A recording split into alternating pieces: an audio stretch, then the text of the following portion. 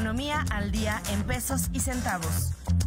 Un programa de análisis y entrevistas de interés económico, financiero y social. Comenzamos. Hola, ¿qué tal? Muy buenos días. Les saluda con el gusto de siempre Alberto Pastrana, titular de este espacio denominado Economía al Día en Pesos y Centavos, el programa de Economía y Finanzas de nuestra querida Universidad Autónoma de Querétaro. El día de hoy vamos a transmitir un programa pregrabado. ¿Por qué? Porque estamos en tiempo de receso vacacional dentro de la Universidad Autónoma de Querétaro, pero no por ello dejaremos de estar pendientes de sus comentarios y de todos sus apuntes que nos puedan a bien señalar dentro de las redes sociales o dentro de los diferentes medios de comunicación universitarios. Y pues bueno, les recuerdo que transmitimos a través de las frecuencias 24.1 en televisión digital abierta y a través del 89.5 en frecuencia modulada por Radio Universidad. Y pues bueno, en el programa del día de hoy me estará acompañando vía remota el economista Bruno de la Garza, a quien saludo muy cordialmente. Bruno, no sé si ya nos puedes escuchar. Claro que sí, muy buenos días, doctor. ¿Qué tal, Bruno? Bueno, pues el día de hoy, y agradeciendo mucho el favor de tu compañía en este programa, aunque sea de manera remota, pues me gustaría mucho apuntalar, ya que pues nos encontramos en una especie de finalización de lo que sería el primer semestre de 2023 y nos vamos, ¿no?, ya de lleno al segundo semestre de 2023 para el cierre de este año tan interesante en cuanto a indicadores económicos se refiere. Pues que hagamos el día de hoy, si te parece, un análisis de cómo va la economía mexicana en diferentes aspectos, cómo va la inversión extranjera, cómo se ha movido la banca en términos generales, qué aspectos de alguna manera se pueden destacar en cuanto a la producción de nuestro país. Y pues bueno, revisemos algunas de las cifras más importantes y más relevantes de nuestra economía nacional. Mi estimado Bruno, ¿qué te parece? Claro que sí, de hecho tenemos datos muy positivos para este primer semestre de 2023, los cuales ya nos dejan ver cuál será la dinámica de crecimiento que se estará presentando durante esta segunda mitad del año. De hecho, recientemente, en la última semana de junio, tuvimos una nota técnica del Consejo de Estabilidad del Sistema Financiero. Recordemos que este consejo está integrado por algunos representantes de nuestro sistema financiero mexicano, de Banco de México, de la Secretaría de Hacienda, y nos hablan de la resiliencia que tiene la economía mexicana, es decir, cómo pese a la coyuntura macroeconómica, a la volatilidad que tenemos en los mercados, que hemos estado viendo bastante volatilidad, sobre todo en el mercado norteamericano, que influye muy fuertemente al mercado mexicano, pese a todo ello, tenemos una expectativa económica de crecimiento muy favorable para este 2023. De hecho, ya se tiene una pequeña revisión a la alza. No sé si recordarán que hace algunos programas estábamos hablando de la revisión para el crecimiento económico, siendo el primer trimestre de 2023, cómo se veía por algunas calificadoras, por algunos organismos internacionales, un crecimiento muy moderado para México, por debajo del 2%, donde únicamente la Secretaría de Hacienda y Crédito Público tenía una revisión a la alza muy optimista por encima del 3%. Bueno, esta revisión ya pasando la primera mitad del año, tenemos un dato positivo, tenemos una estimación de crecimiento alrededor de los 2.3, 2.4, 2.5%, lo cual ya estaría superando la barrera del 2% que habíamos visto para este primer trimestre de 2023. Esto nos habla de la estabilidad macroeconómica que podemos ver en nuestro país, que de hecho lo podemos observar concretamente en lo que ya hemos mencionado como el superpeso mexicano. El tener una política nacional interna que ha preservado la estabilidad al interior del país, aunado a una debilidad, por decirlo de alguna forma, del dólar estadounidense, la depreciación que ellos han tenido al ofertar esta gran cantidad de dólares al mercado, por la cual se han depreciado ante las diferentes monedas del mundo, que ha provocado, esta fortaleza por la cual hemos llegado a ver una paridad peso-dólar de hasta 17 pesos por dólar. Cuando la economía, a nivel nacional, podría preguntarse tal vez si esta situación pudiera tal vez extenderse un poco más. Recordemos que ya tenemos una revisión para esta paridad peso-dólar para finales de 2023, en la cual se ubicaría cercano al nivel de 18 pesos con 30 centavos, es decir, ya no continuaría bajando, o por lo menos no significativamente. Recordemos que esto también se alinea con la política monetaria de Estados Unidos. donde Jerome Powell, el encargado de la política monetaria en nuestro país vecino del norte, ya ha indicado que posiblemente tendrán 2 incrementos más en su tasa referencial de 25 puntos base. Esto derivado de las presiones inflacionarias que siguen presionando su economía concretamente. Tienen buenos datos de empleo, buenos datos de recuperación, pero esto presiona la inflación a la alza, pese a que ya no tenemos el problema, por lo menos no tan grave, de las cadenas de distribución como lo vimos en algunos meses posteriores. En México la situación es distinta. En México ya llevamos un año de nivel inflacionario a la baja. Es por eso que, tal vez la presión es menor en nuestro país. Además, considerando que nuestra tasa de interés referencial se encuentra sumamente más elevada que la de Estados Unidos, y con estos niveles de inflación a la baja, todavía tenemos un margen muy amplio para poder estimular la economía disminuyendo las tasas de interés. En este sentido, se apuntalan algunos puntos clave para poder analizar la política económica a este primer semestre de 2023. Continúa el dinamismo en el consumo privado ante ganancias en el salario real y el empleo formal. ¿Por qué ganancias en el salario real? Porque ya está disminuyendo la inflación. Entonces, si llegamos a tener incrementos más adelante en el salario mínimo y en el salario en general, ya se va a ver traducido en un mayor poder adquisitivo, porque ya no tenemos este descuento que nos estaba generando la inflación, que si te suben el salario un 4, un 5% y la inflación sube por encima de eso, entonces no vamos a tener una ganancia en términos reales. Como ya está disminuyendo la inflación, por eso se habla de que ya tenemos ganancias en salario real y en empleo formal. Esta estabilidad también ayuda a sentar las bases para tener una mayor cantidad de empleo formal, que finalmente es lo que buscan los gobiernos. Recordemos que al tener una mayor formalidad incrementamos la recaudación y esto da un mayor margen de acción a los diferentes gobiernos, independientemente del nivel en el cual nos encontremos ubicados. Entonces tenemos estos dos efectos positivos derivados de este dinamismo en la economía que ya se veía venir a principios del año a través de la inversión extranjera directa, pero estamos ya pudiendo materializar en datos concretos de crecimiento, tal vez no sustancial, pero sí por encima de la previsión que teníamos al primer trimestre del 2023, Alberto. Y es que en cuanto a la política del Banco de México, a esta política que de alguna manera en algunos puntos durante la pandemia fue bastante criticada, altamente restrictiva, con tasas de interés referencial que iban en aumento. Llegamos a un pico en el año 2022, por ahí del mes de agosto, donde tuvimos tasa de interés anualizada casi al 9%, 8.7, 8.8%.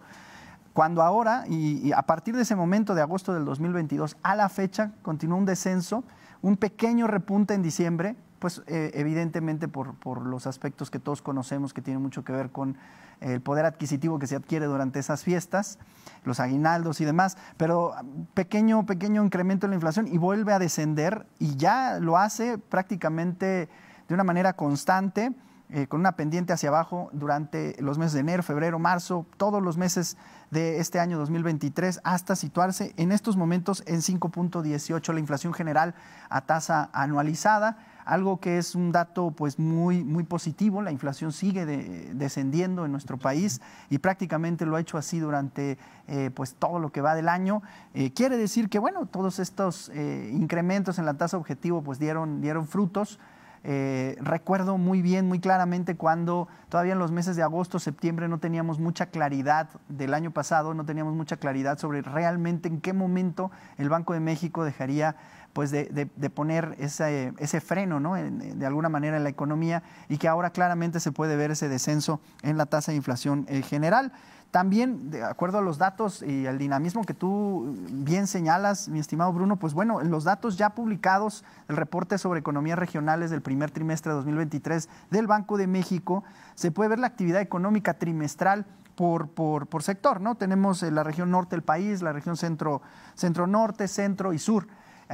Pues bueno, un dato importante, por ejemplo, Querétaro pertenece a esta región centro, a la que también pertenece el Estado de México, Puebla, la Ciudad de México. Y pues bueno, en esta región centro, el reporte de actividad económica para el primer trimestre es de un incremento de 1.2%, bastante bueno. La región que más incrementa su actividad es centro-norte, a la que pertenecen estados como Jalisco, como Durango, como Sinaloa, en los cuales, pues bueno, el incremento reportado por el Banco de México es 1.3%, muy similar al dato de nuestro estado, a esta región, pues, de nuestro estado. Pues bueno, en términos de industrias o de sectores industriales que de alguna manera mencionan un repunte importante, está la minería. La minería que pues en la región centro-norte está en indicadores de 2.9, avanza 2.9%, avanza 3.7% en la región sur, también un dato muy interesante. Y algo que también me llama mucho la atención, mi estimado Bruno, y a toda nuestra audiencia, en el sector de la construcción, durante el primer trimestre de 2023, la única región del país que de alguna manera apuntala un incremento es la región norte, con 8.9%. Las demás regiones caemos alrededor del 4%. Pero bueno, es un dato muy interesante que el sector de la construcción en el norte del país, pues bueno, ahí estamos hablando de estados Tamaulipas, Nuevo León, ¿no? Coahuila, que son estados, pues bueno, que de alguna manera han tenido un dinamismo hasta cierto punto distinto del resto de la República, pues bueno, tienen este tipo de comportamientos distintos al resto del país. Y bueno, algo que hay que decirlo, importantísimo, el sector comercio, prácticamente todas las regiones del país, a excepción de la región sur, que apenas y de alguna manera concreta un avance del 0.7%, las regiones norte, centro-norte y centro, pues bueno, por encima del 1.5%, particularmente la región a la que pertenece Querétaro, 2.5% en el sector comercio. Y bueno, turismo, ¿qué hay del turismo? Cae en el sur del país para el primer trimestre de 2023, pero en todas las otras regiones arriba del 6%. Es prácticamente una de las industrias más importantes de nuestro país, hay que decirlo. Es una de estas industrias más castigadas durante la pandemia y de las que más, de alguna manera, se han ido levantando poco a poco. Interesante saber por qué en la región sur del país estaría cayendo 2.8% durante el primer trimestre, quizá por el frío, no lo sé, no tengo ese dato tan fino, pero en todas las otras regiones del país, norte, centro-norte y centro, arriba del 6% de crecimiento, de acuerdo a este reporte sobre actividades regionales. No sé cómo sería tu punto de vista en este sentido, mi estimado Bruno. Claro que sí, voy a retomar dos puntos de lo que acabas de mencionar que me parecen relevantes. El primero es sobre la política de responsabilidad hacendaria. El no dar incentivos durante la pandemia tal vez en ese momento no fue visto de una forma positiva por la población en general, pero eso generó que no creciera la deuda en México en comparación con las demás economías de la OCDE, y lo cual permitió que año tras año, independientemente de las situaciones que hemos vivido macroeconómicamente hablando, los ingresos presupuestales han crecido durante toda la actual administración. No hemos tenido crecimiento negativo en ninguna. O sea, es decir, no hemos tenido decrecimiento. Y en la segunda parte, sobre lo que nos comentas de los datos de crecimiento económico, es importante apuntar que en este mes de junio pasado de 2023 es el primer mes desde que comenzó la emergencia sanitaria que los tres sectores económicos, es decir, primario, secundario y terciario, ya superaron los niveles de crecimiento posteriores a la emergencia sanitaria. Entonces ya estamos en una dinámica de crecimiento que ya superamos este cambio que pudo haber sido un cambio estructural, ya regresamos a una tendencia de crecimiento que va a ser sí disminuida por algunos atenuantes macroeconómicos, que son los que mencionan Secretaría de Hacienda, de Secretaría de Hacienda y Crédito Público, así como Banco de México. Se tienen diferentes situaciones de riesgo a nivel internacional. Esta restricción del crédito a nivel interno y externo es una de las limitantes en cuanto a crecimiento, porque tenemos altos niveles de tasas de interés, lo cual desincentiva la inversión, desincentiva el financiamiento, y estas altas tasas de interés además persistirán durante este 2023 y durante el 2024, aunado a la crisis, a la pequeña crisis bancaria regional que hubo en Estados Unidos, lo cual ha generado nuevos mecanismos de regulación para el sector bancario en Estados Unidos, que es un sector mucho más robusto que el que tenemos en México, lo cual generará pues algunas pruebas tal vez de solvencia, liquidez y de diferente índole para poder pertenecer a este sector y que no vuelva a surgir alguna crisis local como la que vimos hace algunos meses, generarán una mayor restricción también en el canal de crédito. Por eso es que tenemos que veremos un dinamismo, un crecimiento, sí, un crecimiento pero moderado, pese a las mejores perspectivas que tenemos en cuanto a crecimiento, en cuanto a empleo. Hablando de deuda en México, retomando estos dos puntos anteriores, bueno, la deuda en México sigue rondando el 50% del PIB, que ha sido el nivel que ha mantenido durante toda esta administración, lo cual es algo muy adecuado y que se mantendrá hasta 2024. En Estados Unidos, bueno, tenemos la ampliación del techo de deuda hasta 2025, lo cual genera esta perspectiva de estabilidad también para el país vecino del norte, para por lo menos de aquí a las siguientes elecciones. Tenemos un descenso de la inflación en México más prominente que en Estados Unidos, y se anticipa además el ciclo de bajadas de tasas de interés referencial por parte del Banco de México hasta el cuarto trimestre de 2023, lo cual podría impulsar el crecimiento en nuestro país, pero recordemos que el siguiente año tenemos dos procesos muy complejos, tanto en México como en Estados Unidos, es decir, los procesos electorales al mismo tiempo en ambos países, lo cual generará que esta dinámica de crecimiento natural que podría derivarse de la reactivación económica, de la bajada de las tasas de interés, de la relocalización, porque ya hablabas tú de este mayor crecimiento que tenemos en el norte del país. ¿Por qué? Pues porque tenemos ahí una mayor cantidad de manufacturas, de maquiladoras, somos competitivamente, pues tenemos una ventaja comparativa con Estados Unidos, por lo cual llegan muchas empresas de las cuales ya hemos hablado en anteriores programas, principalmente hablando del sector automotriz. Tenemos Puebla, próximamente San Luis Potosí, el mismo Nuevo León, y todas estas inversiones que están llegando principalmente al norte del país, pero también tenemos datos de crecimiento en el sur, porque en el sur tenemos algunas inversiones sumamente representativas del gobierno actual, que están generando una dinámica de gasto corriente, es decir, aunque sean transferencias de gobierno hacia los gobiernos locales, generan fuentes de trabajo en el corto plazo para poder construir estas megaobras, y se espera que en el mediano y en el largo plazo generen un crecimiento y una derrama económica derivado de ya la implementación de estos proyectos. Todavía al día de hoy no tenemos datos oficiales de la inversión extranjera directa del primer semestre del 2023, lo cual sería muy oportuno poder analizar, ya que para el primer trimestre de este año iban en el orden de 18.636 millones de dólares, es decir, una cifra récord, hablando de inversión extranjera directa. Si lo comparáramos trimestralmente con los años anteriores, el único año que superaría el actual sería el 2022, y eso porque tuvimos dos situaciones de inversión extraordinaria: la fusión de Televisa con Univisión y la reestructura de Aeroméxico. Quitando esas dos situaciones de inversión extranjera extraordinarias de la ecuación, bueno, tendríamos una cifra récord al primer trimestre, siendo bastante inferior la inversión en los años anteriores. Si quisiéramos ponerlo en perspectiva, el promedio de los últimos 10 años de inversión extranjera directa es inferior a los 30,000 millones de dólares. Entonces, si en un trimestre ya se está logrando más de la mitad, pues por eso sería digno de análisis revisar estas cifras, esperando que este año tengamos una cifra récord, y recordando pues a nuestros principales socios comerciales, siendo Estados Unidos, España, Argentina, Alemania, Canadá y algunos otros países dentro de la ecuación. Y bueno, eso sería tal vez los dos comentarios generales respecto a lo que tú nos refieres, Alberto. No, y es que mencionas algo sumamente importante. El próximo año es pues coyuntural en el presente, en el futuro de nuestro país, también para la Unión Americana será lo mismo.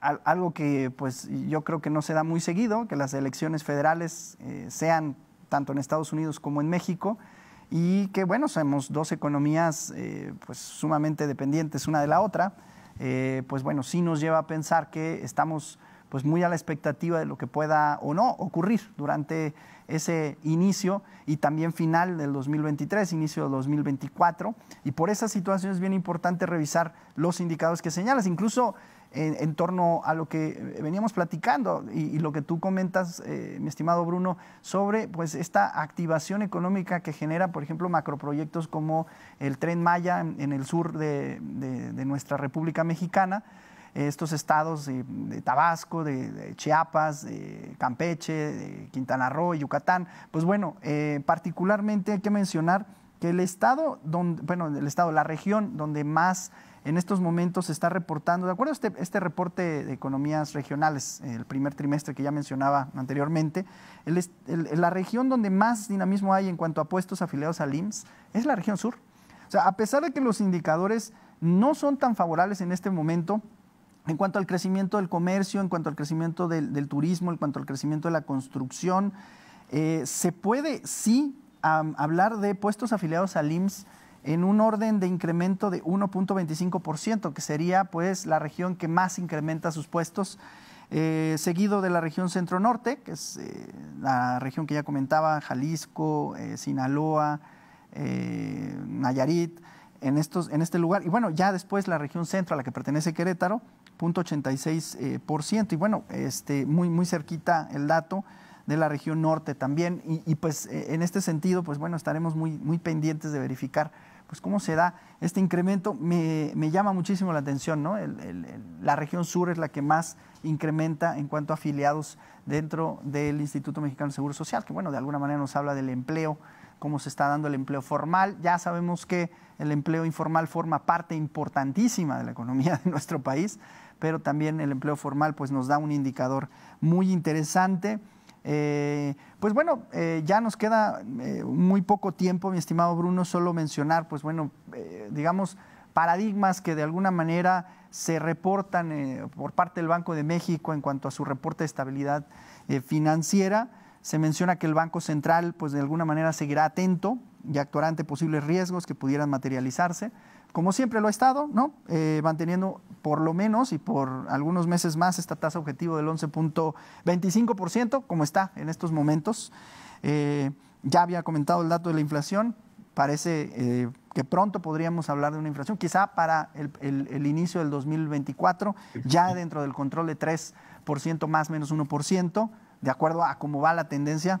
Y pues bueno, el sistema bancario en general seguirá cumpliendo con estrictos requerimientos. El sistema financiero se mantendrá sólido y resiliente a pesar de los eventos ocurridos en sistemas bancarios externos. Y pues bueno, en general, esas serían las condiciones que privarán. Nos quedan un par de minutos, mi estimado Bruno, algo que quieras agregar. Claro que sí, bueno, únicamente mencionar cuáles son los riesgos financieros que detecta Banco de México para nuestra economía, en particular para este 2023 y 2024, serían 5 concretamente. Las condiciones financieras más restrictivas y que así se mantengan por un periodo prolongado, que fue lo que ya referimos, tener la tasa de interés alta, bueno, tiene algunas implicaciones. Un crecimiento económico global menor a lo anticipado, con tendencia a la baja. También ya anticipamos que va a haber un crecimiento bajo en la economía, esto también ya lo hemos referido. La posibilidad de que se presente un evento sistémico global que afecte el sistema financiero internacional. Esto esperemos que no suceda. Bueno, como ya hemos visto algunos eventos extraordinarios que se han suscitado en los últimos años. La debilidad de la demanda agregada, del consumo por esta restricción del crédito y por esta pérdida de poder adquisitivo derivado de la inflación. Y finalmente ajustes a la baja en calificaciones crediticias para el riesgo soberano y Pemex, lo cual en este momento no se alcanza a ver para la economía mexicana porque nos encontramos pues bastante sólidos ante el entorno macroeconómico internacional.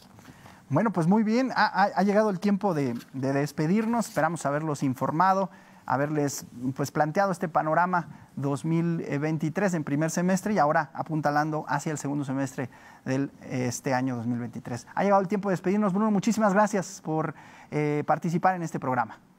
No, al contrario, muchísimas gracias. Nos vemos la próxima semana, misma hora, mismo canal y misma frecuencia en su programa Economía al Día en pesos y centavos. Hasta la próxima.